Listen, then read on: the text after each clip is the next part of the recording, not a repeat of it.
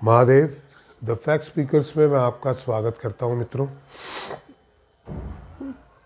Fact speakers एक ऐसा channel है जिसपे हम एनालिसिस करते हैं भविष्य में और वर्तमान में राजनीतिक, सामाजिक और धार्मिक जो भी घटनाएं, संघटनाएं होती हैं उसके ऊपर हम अपना एनालिसिस देते हैं। और मुझे ये बताते हुए बहुत प्रसन्नता हो रही है कि हमारा परिवार 8,000 लोगों का हो गया है। कभी 200-300 लोग हुआ करते थे। बहुत लंबी पुरानी बात नहीं है। ये मान लीजिए आपकी 8-9 महीने की बात है, 10 महीने हो गए। तो आज इतना विशाल परिवार हो गया, तो इसके लिए कोटि कोटि आपको अभिनंदन है। सबसे पहले तो मेरे सनातन परिवार से जुड़े हुए सभी लोगों का अभिनंदन है।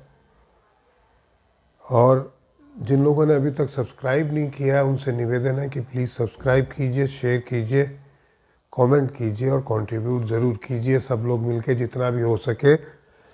आज के इस वीडियो का टाइटल है मोदी, मंदिर, मुस्लिम और भारत। मैं मुस्लिम तक ही रखना चाहता था, मोदी, मंदिर एंड मुस्लिम, पर भारत के बिना ये अधूरा है। मोदी जी जब शुरू में आए थे तो उनके आते ही गुजरात में दंगे हो गए कुछ अवांछित तत्वों ने, और वो प्रायोजित थे। मुझे कहने में कोई संकोच नहीं है। गोधरा में जो श्री राम मंदिर की कार सेवा के लिए बुजुर्ग लोग गए हुए थे, उनके 2 डब्बों को जला दिया और उसमें 2 डब्बों में बैठे हुए सारे के सारे बुजुर्ग मारे गए। उसमें स्त्रियां, बच्चे, बुजुर्ग सब थे। उसके रिटालेशन में गुजरात में हिंदू भड़क गए और फिर दंगे शुरू हो गए, और दंगे प्रायोजित थे। ये सुप्रीम कोर्ट की एसआईटी में भी पता चला है। और उसके लिए फिर मोदी जी को बदनाम कर दिया गया कि मोदी ने दंगे करवाए हैं, मोदी ने मारा। किसी ने ये नहीं कहा कि गोधरा में लोग मरे हैं। मोदी ने मुसलमानों को मरवा दिया। आप 86 लोगों को जिंदा जला देंगे और हिंदू रिटालेट भी नहीं करेंगे, ऐसा तो होगा नहीं। हिंदुओं ने रिटालेट किया, जो होना था वो हुआ। मोदी जी ने भरसक प्रयत्न किया कि ये दंगे रुक जाए, और रोके भी। उन्होंने आस पड़ोस मध्य प्रदेश में दिग्विजय सिंह की सरकार थी, मुंबई में शरद पवार बैठे थे, राजस्थान में अशोक गहलोत थे। उनके जो नेबरिंग स्टेट्स हैं वहाँ पे सब जगह कांग्रेस थी, और सबसे उन्होंने अनुरोध किया कि हमें एक्स्ट्रा फोर्स दीजिए, हमें आवश्यकता है। किसी ने नहीं भेजी। जैसे तैसे करके मोदी जी ने दंगों को कंट्रोल किया, और उसके पश्चात गुजरात के विकास को लक्ष्य बना के बहुत सारे काम किए। कालांतर में जैसे जैसे मोदी जी का शासनकाल बढ़ा तो मुसलमानों को भी पता चला कि मोदी जी सबका विकास कर रहे हैं, तो उन्होंने भी उनको वोट देना शुरू किया। बट जो कांग्रेस केंद्र के में सत्ता में थी और उनका एजेंडा यही था कि किसी न किसी तरीके से मोदी को बदनाम किया जाए, तो उन्होंने देश विदेश के स्तर पे इनके खिलाफ बहुत सारे कार्यक्रम चलाए, केसेस करवाए।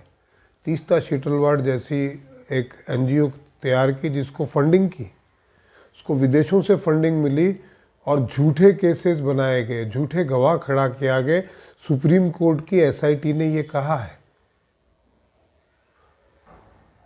जो एसआईटी थी, ये भारत के ऐसे अकेले मुख्यमंत्री थे जिसके सामने कई दिनों तक, दिन भर इनसे एसआईटी ने पूछताछ की। जो आईपीएस ऑफिसर्स थे उनसे झूठे इल्जाम डलवाए गए, जो आज जेल में है।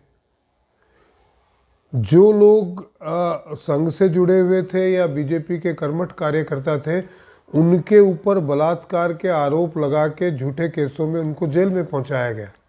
झूठी गवाहियां देके, जो बाद में निराधार साबित हुई। तो देश में, गुजरात में भय का वातावरण पैदा किया गया और पूरी दुनिया में ये दिखाया गया कि मोदी जो है वो बहुत ही कट्टर आदमी है और मुसलमान विरोधी है। जबकि मोदी ने जितने साल भी गुजरात की सत्ता संभाली, सबके लिए एक जैसा विकास किया, सबके लिए न्याय की बातें की और की करके भी दिखाया। इसलिए वो 18 से 19% वोट मुसलमान देते हैं। मुसलमानों के 100% वोट में से 18% मोदी को देते हैं गुजरात में। फिर जब मोदी जी सत्ता में आए, प्रधानमंत्री बने, तो लोगों में नफरतें उनके प्रति बोई गई हुई थी और उस एजेंडा को चालू रखा गया, कभी बीबीसी से, कभी न्यूयॉर्क टाइम्स से। वो भारत के प्रधानमंत्री थे, तो अब तो वीज़ा देने के लिए कौन रोकता उनको। और जैसे जैसे वो लोगों से मिलते गए, लोगों ने जाना कि मोदी का कोई कसूर ही नहीं है, झूठा एजेंडा चला रहे हैं, आज भी चला रहे हैं। पर नतीजा ये हुआ कि भारत के स्तर पर, राष्ट्रीय स्तर पर, जहां 1% मुसलमान जो है वो बीजेपी को वोट देते थे, वो पिछले चुनावों में 7 से 8% मुसलमानों ने प्रधानमंत्री मोदी जी को वोट दिया है। और मोदी जी की जो केंद्र की योजनाएं हैं जिनसे मुसलमान इतने प्रभावित हुए हैं, उज्ज्वला योजना हो, चाहे प्रधानमंत्री आवास योजना में मकान दिए गए हों, चाहे राशन की योजना, उससे सबसे ज़्यादा लाभ मुसलमानों को ही हुआ है या हिंदुओं में गरीब तबके को हुआ है। तो ऐसे में धीरे धीरे मुसलमानों को ये समझ में आने लगा है कि कांग्रेस और अन्य विपक्षी दल केवल उनके नाम का, उनको धर्म के नाम पे और मोदी के नाम पे डरा के उनका इस्तेमाल करता है, विकास तो कुछ किया नहीं। इस कारण से बहुत सारे मुसलमान लोग जो हैं, स्पेशली महिलाएं, मोदी जी के साथ जुड़ने लगी। और अब निश्चित तौर पे मैं आपको कह सकता हूं कि आने वाले इलेक्शन में जो 8% मुसलमान सिर्फ भारतीय जनता पार्टी को वोट देते थे, उसकी संख्या 15 से 18% के बीच में होनी है। आप इस बात को जाके सब खपा जाएंगे, लेकिन आप निश्चित मान के चलिए, जब रिजल्ट आएंगे तो आपको पता चलेगा।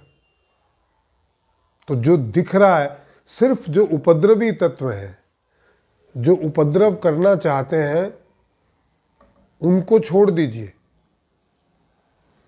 बाकी पूरे हिंदुस्तान में जो निचले तबके के, जो गरीब तबके के मुसलमान हैं, वो मोदी जी को बहुत दिल से सराहना करते हैं उनकी और बहुत पसंद करते हैं। आप देखिएगा कि अब की बार मुसलमान बहुतायात में मोदी जी के साथ खड़ा होगा और ये जो मुसलमानों के वोटों पे तुष्टीकरण करते हैं, उनको बड़ा तुषारापात लगेगा, बहुत तुषाराघात लगेगा। आज की वीडियो में इतना ही मित्रों। आपसे निवेदन है कि प्लीज़ सब्सक्राइब करें, शेयर करें, कमेंट करें और कंट्रीब्यूट ज़रूर करें। और मैं 1 महीने की यात्रा पे बाहर हूँ, तब तक इस चैनल को आप संभालें, ज़्यादा से ज़्यादा लोगों को शेयर करें। और मैं जब 1 महीने बाद आऊँ तो एटलीस्ट 11,000 सब्सक्राइबर बना के मुझे दें, क्योंकि आप इस सनातन परिवार के उतने ही इम्पोर्टेंट सदस्य हैं जितना मैं हूँ। तो 1 महीने के लिए जिम्मेदारी मैं आपको सौंपता हूँ। महादेव।